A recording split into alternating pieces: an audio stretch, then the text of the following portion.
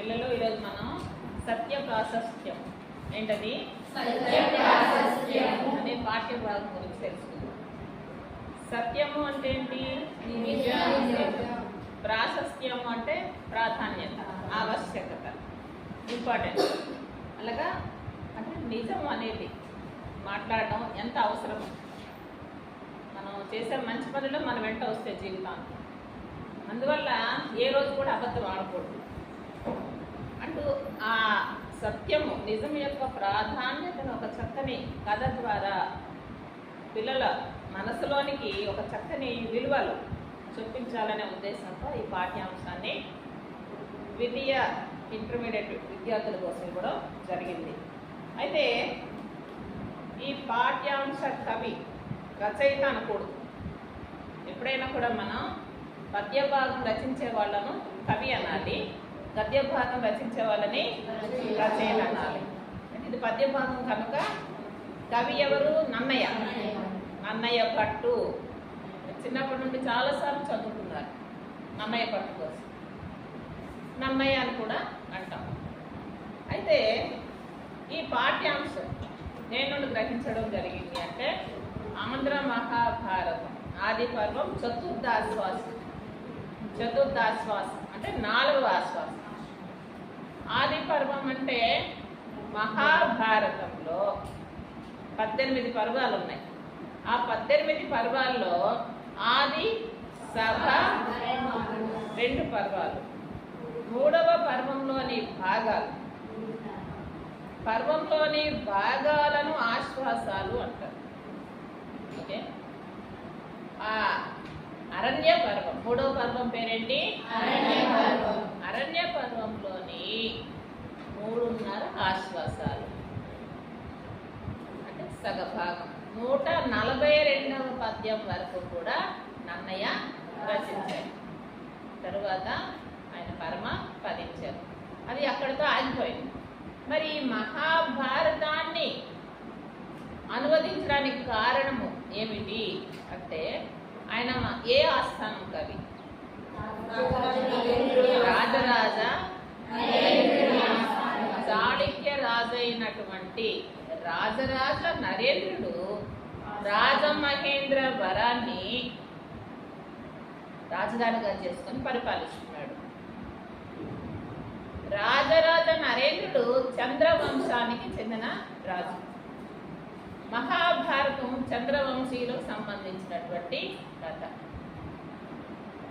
తన యొక్క పూర్వీకుల యొక్క గొప్పదానాన్ని ప్రపంచానికి చాటించాలి, తెలియచేయాలి ఆ గొప్పతనం. అంతేకాకుండా మహాభారతంలో ఉన్నటువంటి నీతులు, విలువలు, మరి ఆ తెలివి, ఎవరితో ఎలా ప్రవర్తించాలి, రాజనీతి, సంస్కృతి, సంప్రదాయాలు, ఆధ్యాత్మికత లాంటి విషయాలు ప్రజల్లో చూపించి సమాజం గొప్పగా మంచి మార్గంలో నడవడానికి ఉపయోగపడే విధంగా ఈ మహాభారతాన్ని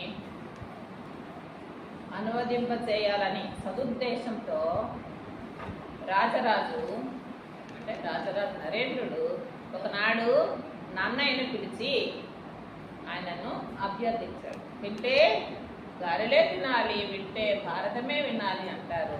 ఇది తెలుగువారికి అందుబాటులోనికి ఈ మహాభారతాన్ని తీసుకురావాలి. ఇది సంస్కృతంలో ఉంది. సంస్కృతంలో ఉండడం వల్ల అందరూ చదవలేరు. కనుక మీరు తప్పనిసరిగా ఈ మహాభారతాన్ని తెలుగులోకి అనువదించాలి, తెలుగు వారికి మహాభారతంలో ఉన్న గొప్ప విషయాలు తెలియాలి అని కోరడంతో ఆయన కోరిక ప్రకారం నన్నయ్య తెలుగులోనికి అనువదించారు. ఆది సభ పర్వాలు, అరణ్య పర్వంలోని 3.5 ఆశ్వాసాలు అనువదించారు. ఆ మిగతా భాగం వదిలివేయగా ఈయన 11వ శతాబ్దానికి చెందిన నన్నయ్య. మళ్ళీ 13వ శతాబ్దానికి చెందిన కవి తిక్కన ఏం చేశారు? ఈ నన్నయ్య రచించినటువంటి మిగతా శేష భాగాన్ని, అరణ్య పర్వం యొక్క శేష భాగాన్ని ముట్టుకోకుండా విరాట పర్వం మొదలుకొని స్వర్గారోహణ పర్వం వరకు, విరాట పర్వం మొదలుకొని పర్వం వరకు 15 పర్వాలను ఒక్క చేతి మీదుగా అనువదించారు తిక్కన సోమయాజి. ఇక 14వ శతాబ్దానికి చెందినటువంటి ఎర్రన ఏం చేశారు? అరణ్య పర్వంలో ఇంకా మిగిలిన భాగం ఉంది కదా, అరణ్య పర్వ శేష భాగాన్ని ఎవరు రచించారు? ఎవరు అనువదించారు? రచించడం కాదు, అనువదించడం.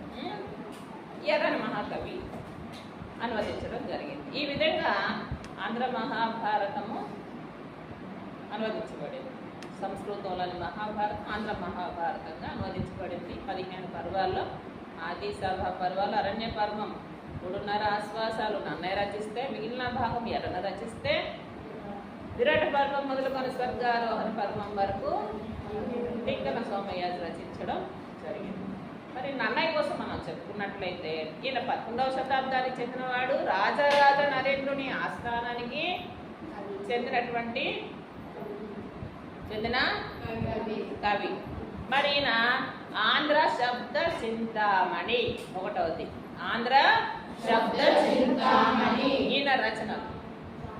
చాముండికా విలాసం రెండవది, మూడవది ఇంద్ర విజయం. ఒకటవది ఏంటి? ఆంధ్ర శబ్ద చింతామణి, చాముండికా విలాసం, రాఘవాభ్యుదయం, లక్షణ సారం. ఈ 5 గ్రంథాలు ఆయన రచించారు. మళ్ళీ చెప్పండి, వెనక చెప్పండి. లక్షణ సారము, రాఘవాభ్యుదయము, ఇంద్ర విజయము, చాముండికా విలాసము, ఆంధ్ర శబ్ద. ఈ 5 గ్రంథాలు నన్నయ్య గారు ఒక చేతి మీదుగా రాయడం జరిగింది. తర్వాత ఈయన బిరుదులు: ఆదికవి, శబ్ద శాసనుడు, వాగన శాసనుడు అన్న, శబ్ద శాసనుడు అన్న కూడా ఒకటే. ఆదికవి అంటే సంస్కృతంలోని మహాభారతాన్ని చక్కగా అనువదించారు. ఆయన తర్వాత కవులకు ఈయన మార్గదర్శకుడు అయ్యాడు. అందుకని ఈయనను ఆది కవిగా అభివర్ణిస్తారు మన వాళ్ళు, మొదటి కవి. ఇక శబ్ద చింతామణి లేదా శబ్ద శాసనుడు లేదా వాగన శాసనుడు అంటే వాక్కు అంటే మాట. ఇది శాసించాడు, ఇది తెలుగు పదము అని చెప్పాడు ఆయన. శబ్దాన్ని శాసించాడు, ఇది తెలుగు. ఇప్పుడు ఎలా ఉండేదంటే ఆ రోజుల్లో అన్ని భాషలు ఏది కన్నడము, తమిళము, తెలుగు అన్నీ కలిసిపోయేవి. అట్లా కాదు, ఇది మా తెలుగు, ఇది తెలుగు, ఇది తెలుగు భాష, ఇది తెలుగు పదం అని తెలుగు భాషను వేరు చేశాడు. అందుకని ఈయన శబ్ద శాసనుడు అయ్యాడు, వాగన శాసనుడు అయ్యాడు. ఈయన శైలి ఎలా ఉంటుంది ఆయనకు చెప్తున్నారు. అక్షర రమ్యత, ప్రసన్న కథా కలితార్థ యుక్తి, నానా రుచిరార్థ సూక్తి నిధిత్వం. అక్షర రమ్యత, మరి ఆయన శైలి అక్షర రమ్యత ఏంటంటే మంచి, మీకు శబ్దాలంకారం తెలుసు కదా, వృద్ధ్యనుప్రాస, చేకానుప్రాస మీకు చాలా ఇష్టమైంది శబ్దాలంకారం. అలా మంచి మంచి శబ్దాలతో, అలంకారాలతో ఆయన రచనలు చేశారు కనుక శబ్ద శాస్త్రం ఇది ఏంటి?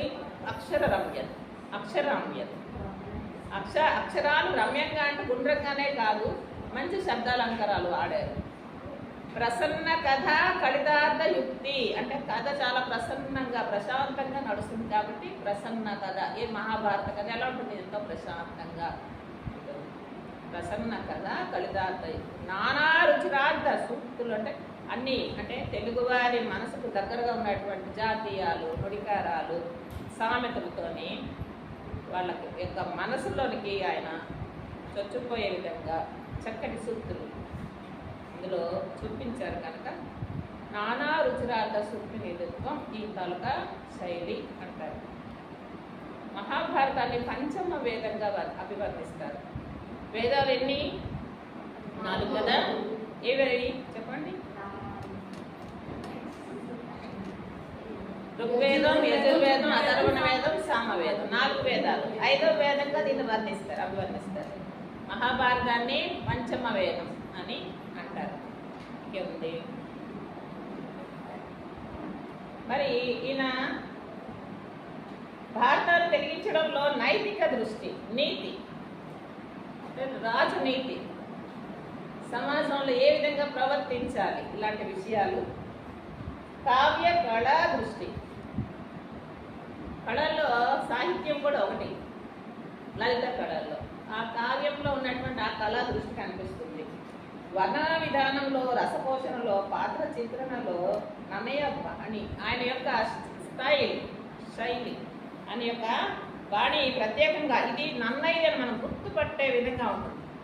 ఒకరిని కాపీ కొట్టేలా ఉండకూడదు కదా, మనం కూడా ఎవరి శైలి వారిది, ఎవరి బాణి వాళ్ళదే. అట్లా ఆయనలో ఒక ప్రత్యేకత మనకు కనిపిస్తాయి. అంతేకాకుండా తెలుగువారి సంప్రదాయము, తెలుగువారి మనస్తత్వాన్ని తెలుసుకొని దానికి వారి యొక్క అభిరుచులు ఉట్టిపడే విధంగా ఆయన ప్రతి పాత్రను తీర్చిదిద్దారు. కావ్య నిర్మాణ విషయంలో ఆదికవిగా నన్నయ్య ప్రదర్శించిన అధిక ధీయుక్తి. ధీ అంటే తెలివి, యుక్తి అంటే తెలివిగా, యుక్తిగా తెలుగువారి మనసులకు దగ్గరగా ఆయన రచించారు. మొత్తం 1000 ఏళ్ళు తెలుగు సాహిత్యంపై ప్రభాత కిరణమే. 1000 ఏళ్ళకి దాటిపోయింది. 11వ శతాబ్దం, ఇప్పుడు 21వ శతాబ్దంలో మనం ఉన్నాము. ఇప్పటికీ కూడా అజరామరంగా ఆయన ఖ్యాతి వెలుగొస్తూనే ఉంది. మరి ఈరోజు పాఠ్యాంశాన్ని చెప్తున్నాం. కవి కోసం అర్థమైంది కదా మీకు. కవి ఎవరు? కాలం 11వ శతాబ్దం. కవిత్రయం అంటే ఎంతమంది కవులు? ఎవరు వాళ్ళు?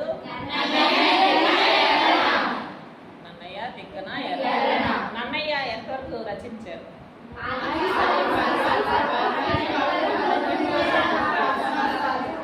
అరణ్యపర్వంలో మిగిలిన భాగాన్ని ఎవరు రచించారు? తిక్కన ఎక్కడి నుండి ఎంతవరకు రచించారు? ఎన్ని? ఎవరి ఆస్థాన కవి? నన్నయ్య. ఆయన ఏ వంశానికి చెందిన రాజు? చంద్రవంశానికి చెందినవాడు. మహాభారత కథ ఆయన కుటుంబానికి, ఆయన వంశానికి చెందినది కనుక ఎవరిని పిలిచారు ఆయన అనువదించడానికి? నన్నయ్య. ఎవరి అభ్యర్థన మేరకు ఈయన అనువదించారు? మరి ఈయన రచనలు ఏంటమ్మా?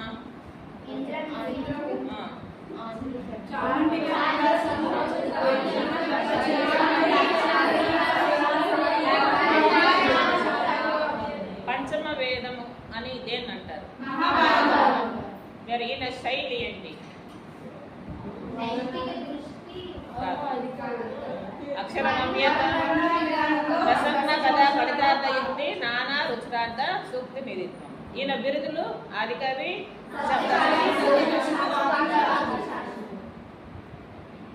ఎన్నో పద్యం వరకు రచించారు మహాభారతంలో. ఈయన అనుసృజన చేశారు మహాభారతాన్ని. అది అర్థమైందా? కవి పరిచయం.